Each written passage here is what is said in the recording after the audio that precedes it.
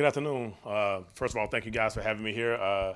Very excited this weekend to come home to Williams-Brice, and obviously we have a big time, really good opponent here coming this weekend. I was started my coaching career in the Southern Conference at Western Carolina, so they were definitely the top dog in the conference, them and App State at the time. So a lot of respect for the opponents coming in. Any questions? Clayton, how much have you talked to Jalen Kilgore, if at all, about kind of how weird this situation is? Nick replaced RJ in the third snap last year. Now Kilgore's kind of in there for Nick on the first play. And how do you think he played? Well, it happened so fast. Obviously we didn't have enough time to get him. I mean, obviously we prepared him for the moment. It happened obviously after the first play, very similar to what happened to Nick last year. And I thought Jalen did a great job. He came in and he was ready. True freshman, first game playing safety. In that kind of environment, it's going to go a long way. What were just kind of your general thoughts? Obviously, the result wasn't what you want, but what just kind of general thoughts on how your group played?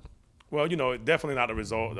That's the main thing that we really care about at the end of the day. But we saw some good things. We saw some things to improve. I thought where we hurt us when the second one of those drives, we had a 12-play drive and a 13-play drive. We didn't give our offense a chance to get back in rhythm. We stayed on the field too long on defense, and I thought that hurt us. And then I think they scored a touchdown. They scored a field goal on one drive.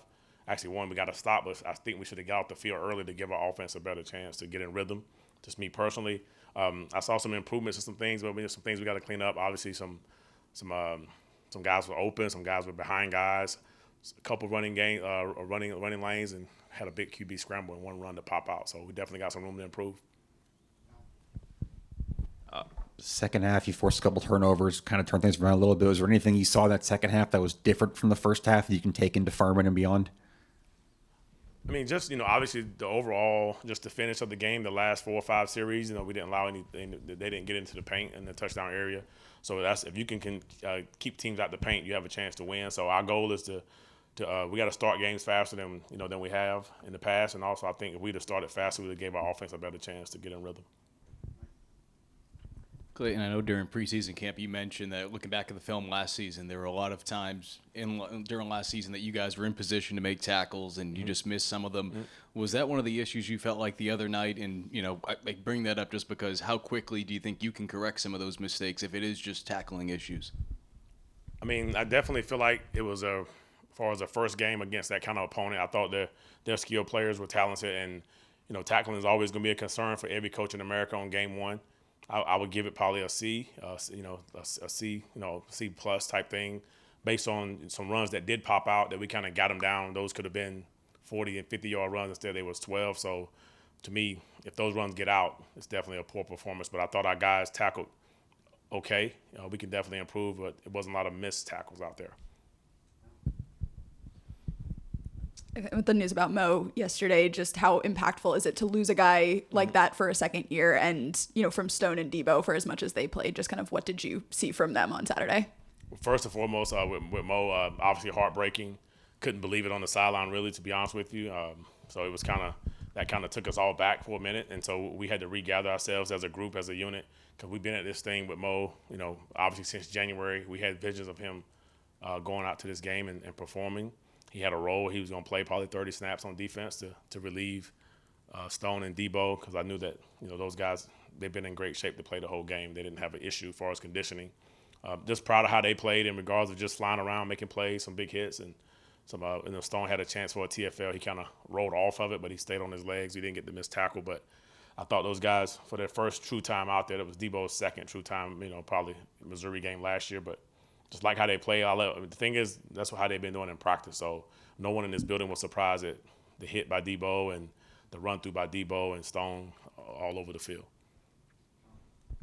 Clayton, your secondary now, with how banged up it's been, is getting pretty young. How concerned are you about communication on the back end, and then what are you guys doing to kind of get those young guys up to speed over the course of this week? Yes, great question. We do feel like we got some young guys that has to play, and our guys do a great job of communicating in regards of just understanding each other, but it's different when you're on the field. So we're trying to replicate that much as possible at practices, coaches off the field, and a little chaotic, so the guys can kind of communicate through that environment. And just it's all about growth and development. And I think those guys can, with the Judges and the Kilgores, all the young guys that's going to possibly play, even still DQ. He's only been here just a little over a year. So it's still growing and growth for him as well. No sacks for you guys. I think 1 tackle for loss. What does that say to you as a coach? What have you said to those guys this week in terms of being able to create plays and be a little bit better? Yes, we have to be better there. I mean, that, as Coach Beamer would say, that was the key difference in the game, of just momentum and just the feel of the game. I thought that was a major factor, X factor, that we didn't get that done. I know, like I said, we missed a couple in the backfield. I mean, normally you just call a regular game and you get 6 or 7 just naturally. So we have to do a great job of finishing plays. That was one of our things that we put down as a staff and as a team, that we didn't finish plays on defense. And I think there was a couple of times we had him back there and then he ran around and he got outside the pocket and we missed a tackle on a couple blitzes. But we got to finish plays. That's what it comes down to. I mean, naturally you should have 6 or 7 or 8. And then, if you get some things here, you can get up to double digits. Obviously, when you're playing DB, the mistakes are going to get magnified. And the 2 touchdowns when Keenan was in coverage. What do you say to a guy like that when there are 2 big plays like that were pretty big? I mean, like I said, I've been this year 21, so this wasn't the first touchdown pass over a DB's head. So I kind of got a good feel for what to say. And you got to ask them questions of what technique did you use, how did you do it, why, and then they got to grow from it. That's at the end of the day. The play before that, they did something very similar. He used perfect technique, and then it was step for step. They didn't throw the ball. Then the next play, he wanted to change up the technique, and then our mistakes on the back end show up on the scoreboard. It's not like the other positions, so we got to be the most disciplined group on the team, and Keenan's a disciplined guy, so he's going to be better at that. Yep, they ran an RPO slot fade, and he was step for step with the guy. They didn't throw it. The next play was the exact same play. Clayton, with Mo out, you got Stone, Debo, Pup. Who else are you maybe looking at? Maybe moving another guy over to linebacker to maybe take that place that Mo would have had, or who are you kind of grouping to help with that depth? Yes, Bam Scott will be back. He had a little. I think he did not dress that game against UNC. So right now we have those 4. Those are 4 guys we're working with. We have a couple guys that we're grooming. Ronnie Porter. We have Andrew Colacerdo, we call him Caesar, and then we have Colin Bryant, and we have Jaron Willis. So those guys are developmental dudes, but right now it'll be Ronnie Porter, Bam Scott will move back up, and then Andrew Colacerdo and Colin Bryant.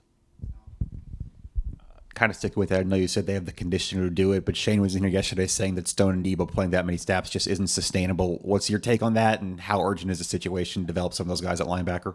It's very urgent, and like I said, it's an everyday thing. Every night, every text message, every phone call, every FaceTime, every PDF you send them, it's very urgent. It's definitely high urgency, and definitely what Stone and Debo did the other night, that won't happen again the rest of the year. I'll make sure. But I knew going into game 1 only. Some guys, that's a big game, so I kind of protect some kids. Clayton, a lot was made about kind of revamping the edge room a little bit, adding some pieces there. How do you feel like that edge group did over the course of the game, and what are realistic expectations for a guy like Drew Tuizama coming into his now 2nd game in South Carolina? Obviously, the edge group, to me, the edge guys are where the TFLs can probably start at, as far as TFLs as the edge guys. And obviously, we don't have any moral victories on how we played. I know they want to improve, they want to be better. But I think this room we've kind of deepened the room up the past month or so with Drew coming and a couple guys coming off injuries. We'll get JT back, so we feel really good about the depth in that room. It's going to be a by committee.